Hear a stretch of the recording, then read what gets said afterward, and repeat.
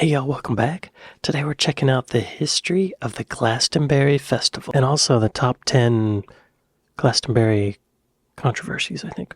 It just happened last weekend, and this was recommended by Adam Doyle. Thanks, Adam. Better be good, Adam. It is the world's largest greenfield music and performing arts event.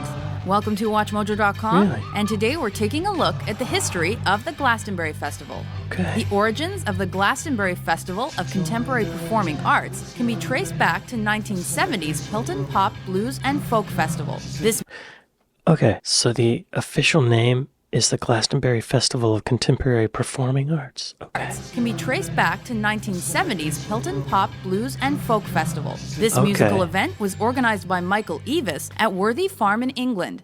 It seems, I think, to many people, slightly incongruous to cite a festival here in the heart of very quiet, peaceful countryside. It's a super place for it. It's absolutely ideal. Yeah.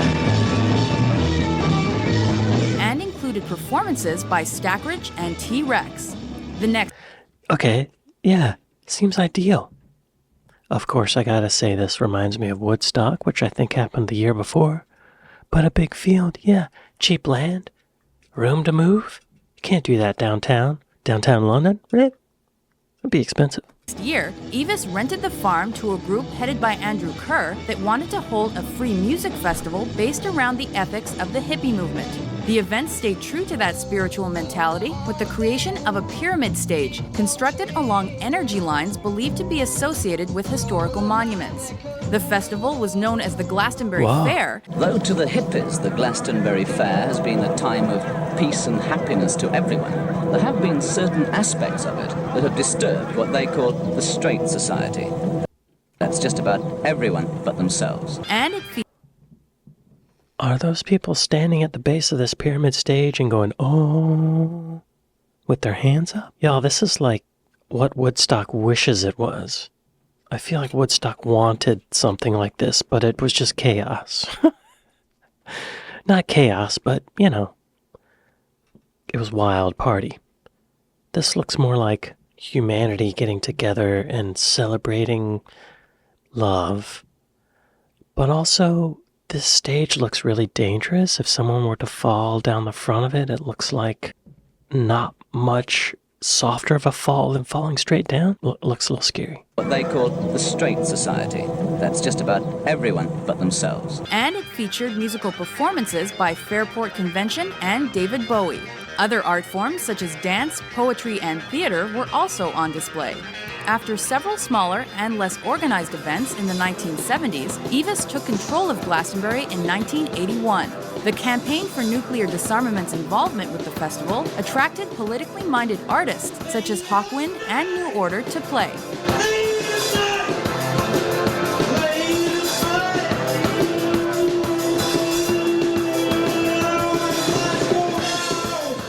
Glastonbury became profitable for the first time that year, and this allowed wow. Eavis to donate profits to the peace movement and the CND. Profits from future Glastonbury festivals were often donated to charities and other organizations. Wow. I like that. That makes me feel good. I don't think Woodstock did that, did they? I'm not going to look it up. I don't think they did. Starting in the 1980s, the festival was held annually with a few exceptions. Several sections were added to the site, including a children's area and the green fields. This spot raised awareness for environmentally friendly causes. Notable performers during this decade were Van Morrison, The Smiths, and Elvis Costello. Wow. Success in the 1990s allowed Glastonbury to expand further. New stages like NME and Avalon were added, along with places for a circus, cinema, and cabaret. The number of festival goers also increased, though this was partly due to gate crashers who jumped the fences to gain free access. Awesome. The 1990 edition was the biggest festival yet, with acts like Paul Oakenfold and The Cure. However, it ended with a clash between police and some New Age festival goers who were accustomed to the relaxed and loosely organized feel of the related Solstice Festival at Stonehenge. Heavy rains towards the end of the decade filled the site with mud, and in 1998, it prompted the introduction of mud surfing. The 90s saw headliners such as The Prodigy, The Cure and REM, as well as notable acts like Oasis, Rage Against the Machine, and Jeff Buckley. Oxfam and Greenpeace were two organizations that benefited from significant donations during this time. Thanks to an increase in fence jumpers, Glastonbury saw its biggest attendance rate during the next decade. The organizers attempted to curb this by installing a new fence. Many of that decade's festivals sold out very quickly, and this caused a storm in 2004 when fans could not purchase tickets due to overloaded phone lines and websites. During this period, artists like Lady Gaga, Bruce Springsteen, and Paul McCartney took to the stage, while bands like Muse, Radiohead, and Coldplay also performed. Wow. Oh, it's so interesting because it's like the more popular it got, the more people tried to get in, and then you got to put up all these fences. And it's super commercial, but still awesome. I mean, those are top acts, right? In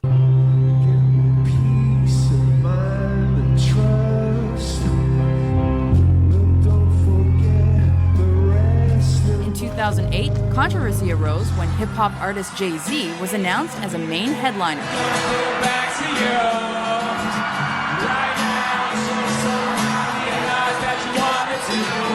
The next decade opened with sets by Stevie Wonder, Beyonce, and U2.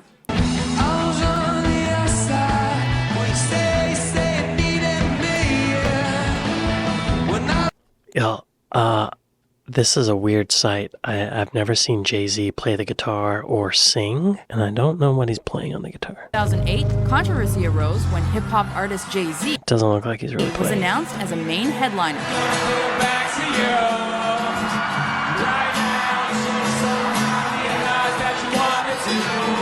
The next decade opened with sets by Stevie Wonder, Beyonce, and U2. Throughout its existence, the Glastonbury Festival has undoubtedly evolved. While its location has never moved from southwest England, the site became more highly secured and organized. The atmosphere of Glastonbury was influenced by the fact that concert-goers often camp near the site, since the festival spans several days. The Glastonbury Festival has raised millions for multiple causes. However, the event is most well known for showcasing contemporary music and many other performing arts, and this has ingrained it into the pop culture of our day. Man, that stage has really come a long way, hasn't it? I'd be curious to know what, if you could take a time machine and show this video to the original Glastonbury Festival, what they would think of that. Probably blow their minds. Excellent. Y'all, be sure to go to WatchMojo and like and subscribe. That's not the end of the video here, though, y'all, because we're also going to watch Top 10 Glastonbury Controversies. Be sure to go to WatchMojo UK and like and subscribe. Here we go. Welcome to WatchMojo UK, and today we're counting down our picks for the most shocking scandals that have involved the UK's biggest annual music event, the Glastonbury Festival, throughout its rich history. So, I did hear about a controversy from this most recent one, which was last weekend, where Bob Dylan was chanting "Death to the IDF," right? Hear about that? I don't want to get deep into any of that, but, you know, anytime someone's calling for the death of someone else, I'm not on board. You know, that's not the way. Sad it happened, but that's just life, isn't it? Before we begin, we publish new content every day, so be sure to subscribe to our channel and ring the bell to get notified about our latest videos. Yo, if you made it this far in the video, maybe give me a like and subscribe. You're on this channel. Number 10. The John Peele Stage. I genuinely believe it's the friendliest stage of the festival. After joining BBC Radio 1 in 1967, Peele became one of the most famous DJs in the country until his death in 2004. He was known for presenting the Glastonbury Festival for the broadcaster. As such, after his death, the organisers renamed the new band's tent to the John Peele Stage from 2005. That's great. However, over the years, allegations and problematic statements made by Peele have come to light. You met John Peele at a Black Sabbath gig. How young were you? 15. This included marrying a 15-year-old when he was 25 while in the US, and Peele talking about his intimate experiences with teenagers. Due to this, there were calls to rename the Glastonbury stage. In 2023, the change was confirmed as the John Peele Stage became the Woodsies stage. Number 9. Adele's Whoa, I've never heard that about John Peele. I didn't know all that. That's a shame. Did he do, I don't know. Wow. Was it consensual? If it was consensual, then, maybe, I don't know. I still like John Peele. Adele's language. I was 16 when I wrote this. Never would I ever think I'd be doing it here like this. When thinking of Adele, for most, it's soulful singing that springs to mind. Yet after her performance at the Glastonbury Festival 2016, something else will also be vying for contention. During her set, Adele would chat with the audience as the technicians worked. This gave her the opportunity to utter a load of expletives. This is the best f***ing moment of my whole life! According to dedicated viewers, she said 33 of them within 90 minutes, giving an average of one every 2.7 minutes. On top of that, she also accidentally burped while taking a selfie with a fan, which she blamed on a dirty burger. Adele's record cussing would be eclipsed the following year, when Dave Grohl set out to beat it by leading a sweary chant. Number 8. Sewage. Oh, that's not that bad. Let Adele curse, right? Cursing's a sign of genius. Pardon me, I had a dirty burger. Number 8. Sewage Spill. Getting covered head to toe in mud is expected at Glastonbury Festival. However, another brown sludge is not. But if you went to the event in 1998, it was a real possibility. Heavy rain caused the dance tent to be waterlogged, which was a problem since acts like Fatboy Slim were set to perform there. So, the staff used a machine to suck up all the water. However, the device was also used to vacuum the sewage from the on-site latrines. Unfortunately, they pressed the wrong button and spat out toilet content all over the tent. Gross. Immediately, the tent was shut down by health and safety as the team cleaned up the terrible, terrible mess. How The can dance you clean tent it up? was eventually reopened the following morning. Number 7. I'm not going in that dance tent the following morning. Yo, you can't get rid of that easy. Liquid all over the ground. That's the worst. I thought they were going to say the porta potties leaked into the pond and somebody got sick. But no. They sprayed the dance tent with Wow, that's like a movie. Let's move on. Invading the Smiths. In 1984, Glastonbury Festival purists who had been attending Michael Eavis's events since 1970 were up in arms. Typically, hippie acts performed there, so when the rock band The Smiths were set to perform, they weren't happy. As the group took to the stage, they had a lot of work to do to win the crowd over. And boy, did they. Band member Johnny Marr spoke about seeing one person trying to get on stage, so he helped them. Soon, that turned into a full-on stage invasion, causing the Smiths to finish their set early. It was a pivotal moment for the festival, as it morphed into what we know it as today. Number 6, really? Backlash. Party on stage, y'all. That's so fun. If everyone can kind of behave themselves and not attack the band, that's great. That's fun. Brotherhood, love, humanity. Festival, as it Spilling morphed coffee. into what we know it as today. Number 6, Backlash to Kanye West. 1,000 people have signed a petition for Kanye West not to perform. When Kanye West was announced as one of the headliners at Glastonbury Festival 2015, a large portion of festival fans were livid. 2015. One social media user stated that controversial killer Fred West would have been more popular.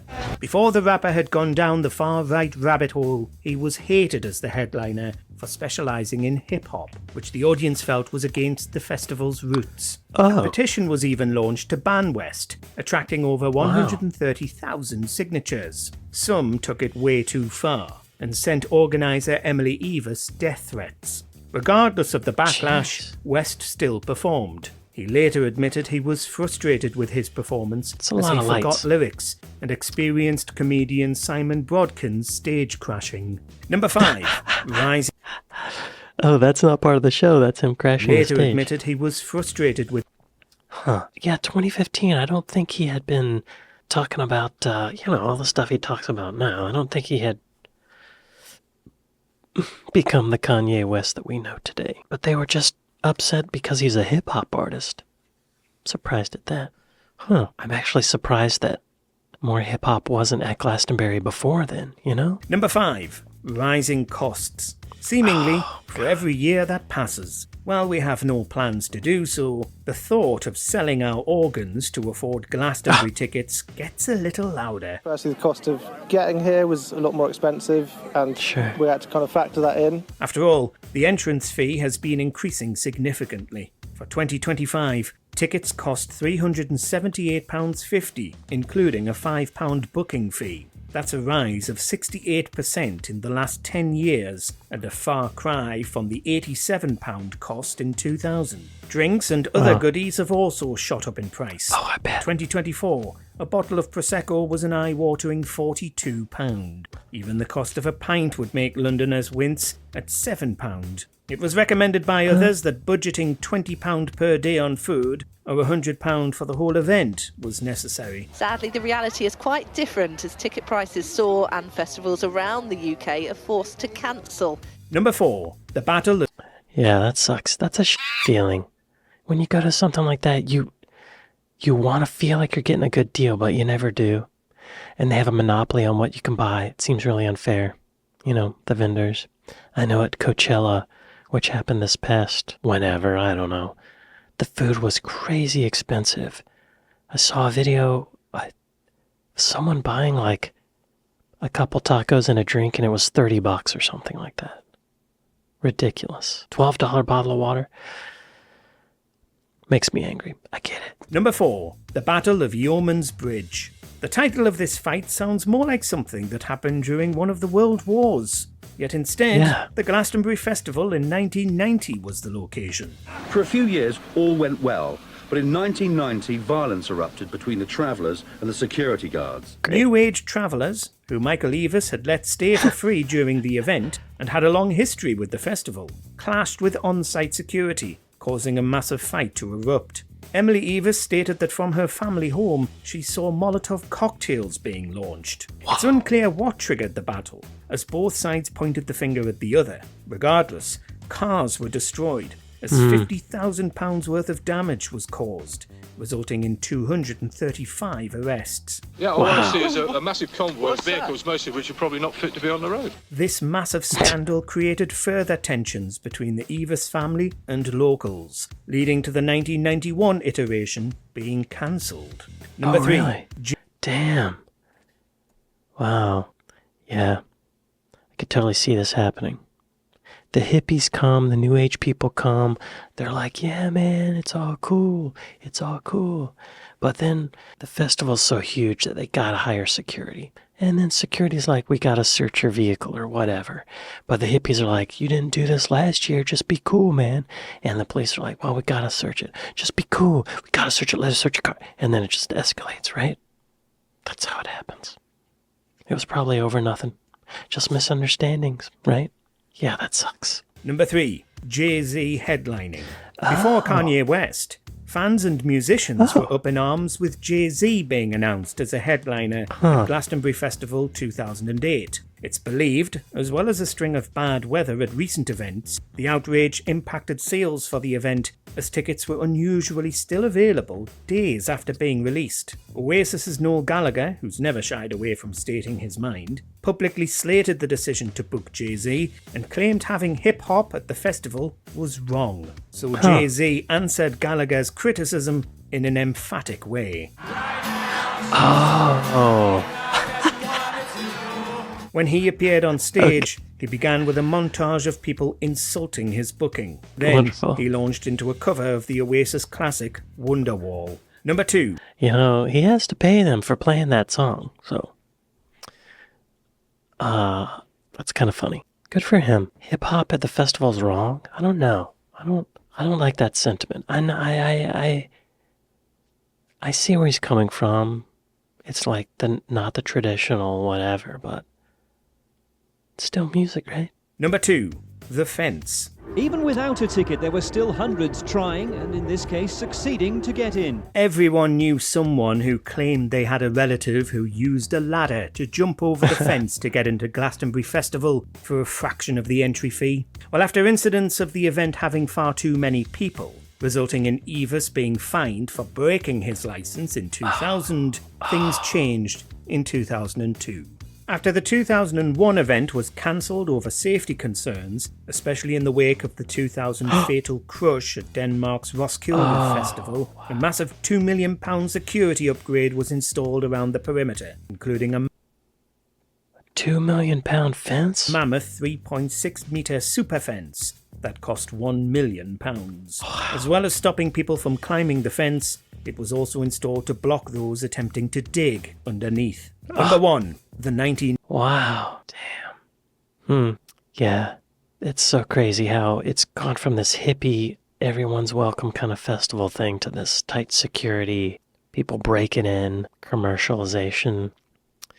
Well, that's the music business, isn't it? The 1994 iteration was a milestone event twice, but for all the wrong reasons. Firstly, the festival had its first fatal overdose. Police arrested nearly 60 suspected dealers with a further 83 on related charges. While Evis admitted they've had people taking illegal substances in the past, they've been able to get treatment when consuming too much. Unfortunately, this time, it wasn't possible. The other shocking incident nearly became a national tragedy. 5 people were injured in the attack, 3 of them seriously. It's believed that someone, whilst under the influence of something, became unhinged and started blasting their firearm into the crowd. Firearm? 5 people were struck, but thankfully it wasn't fatal, as they were treated at a hospital. While various people were taken into questioning, it's unclear if anyone was arrested for the shooting. The gang going around ripping people off, and the shooting, but apart from that, we just had a good time, we just don't worry about them things. Are you a regular Glastonbury Festival goer? Has it changed for better or worse over the years? Good question. Let us know below. Do you agree with our picks? Check out this other recent clip from Watch. Yeah, be sure to go to WatchMojo UK and subscribe. Wow. A shooting. That's terrifying. Yeah, that makes this Bob Villain death to the IDF thing seem pretty tame, you know? Shootings in Britain are pretty rare, aren't they? Pretty common over here in the States. We have them every week. Every weekend. We shoot each other up. Sometimes at school. It's a national pastime. Well, these were really interesting. I had no idea that Glastonbury was such a tradition, such a huge thing. I mean, these controversies suck, but I imagine for the most part it's a pretty good experience, right? Other than the expensive food. Well, I'd like to thank my patrons. I'd like to thank my Buy Me a Coffee folks. Thank y'all for watching this with me, and I'll see you next time. Yeah.